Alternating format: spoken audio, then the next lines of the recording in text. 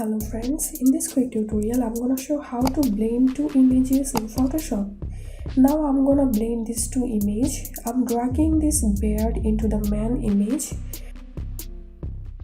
Press Ctrl T to resize the beard.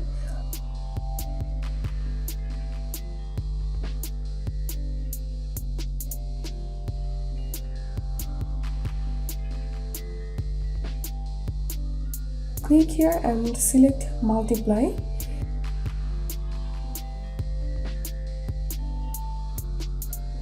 Using eraser tool, I'm removing some unwanted thing. Go to edit, puppet warp.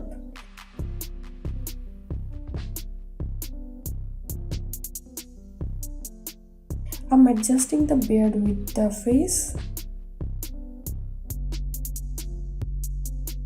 And here is the final result. That's it for now. If you benefited a little from this video, then make sure to subscribe this channel. Thank you.